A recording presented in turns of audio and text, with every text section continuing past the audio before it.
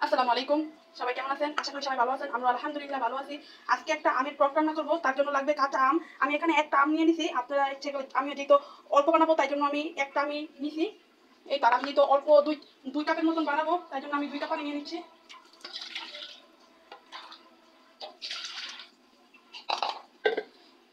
এটা আমি এখন চুলা দিয়ে দিব।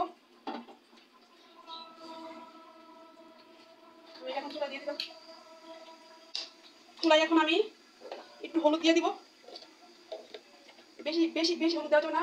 অল্প কিছু আহ, অল্প কিছু হলুদ দিতে হবে আর অল্প একটু দইনা ফাঁকি দিতে হবে। আর আমি কিছুটা পরিমাণ আদা রসুন দিয়ে দিব এটার ভিতরে। কিছুটা পরিমাণ আদা রসুন দিয়ে দিব। আর একটু আমাদের স্বাদ মতো লবণ দিয়ে দিব। আর যেহেতু এখন গরম আর যেহেতু এখন সবার ঘরে ঘরে আম পাওয়া যায়, আমরা ডালের বদলে আমাদের আম থাকলে আমি সেদিন আমি আম দিয়ে টক রান্না করি। আমের টকটা মধ্যে অনেক ভালো। এই পানিটা বলক আসার পরে আমি আমগুলা দিয়ে দিব।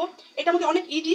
আর রান্নাটা অনেক ইজি, খাইতে অনেক মজা। টক যারা নাকি টক পছন্দ করেন খাবারের ভিতরে তার মধ্যে এটা বানিয়ে খাইতে পারেন এই গরমে। ডালের মধ্যে এই টকটা খাইতে পারেন আপনারা। পানিটা মধ্যে গরম হয়ে গেছে আর কালারটা দেখেন চেঞ্জ হয়ে গেছে। যখন নাকি কালারটা এরকম চেঞ্জ হয়ে আসবে তখনই মতো মনে করেন এই আমটা দিয়ে দিতে হবে। দেখেন একটা লাল লাল টাইপের একটা কালার হয়ে আসবে, তখনই আমি আমটা দিয়ে দিব। এটা মধ্যে রান্না করা অনেক ইজি, যে কেউ রান্না করতে পারবে। আর আমি এই আমটা সিদ্ধ হওয়া পর্যন্ত অপেক্ষা করবো। এই তো আমার আমটা সিদ্ধ হয়ে গেছে। দেখেন আমটা একবার মোমেন্ট সিদ্ধ হয়ে গেছে। আর আমটা যখন দিবেন না তখন এই টকটা কালারটা চেঞ্জ হয়ে যাবে। প্রথম তো দেখেন লাল, এখন দেখেন পুরো হলুদ, মানে হলুদ হলুদ টাইপেরই থাকবে।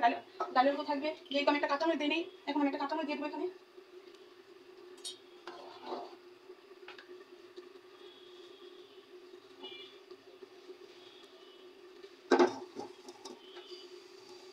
কিন্তু আমি এখন একটা কড়াই বসিয়ে দিলাম।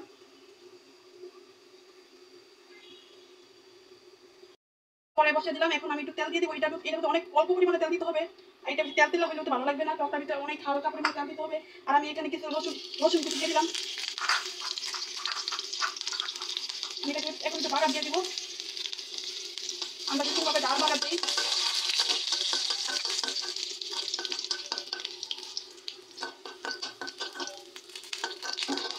আর এটার ভিতরে যত দেখবেন যে একদম হালকা করে দিবেন, হলুদের ফাঁকি দিবেন। যদি এটা একটু হালকা হালকা সাদা সাদা টাইপের থাকবে, এটা বেশি মশলা দেওয়া যাবে না। মশলা দিলে ভালো লাগবে না। হালকা পরিমাণে হলুদ, হালকা পরিমাণে ধন্যটা কি বুঝে দিবেন। এটা ভাববেন না কি এটা কোনো রেসিপি না। এটা এমনি আমাদের প্রতিদিনের খাদ্য তালিকা যা থাকে ওইটাই একটা।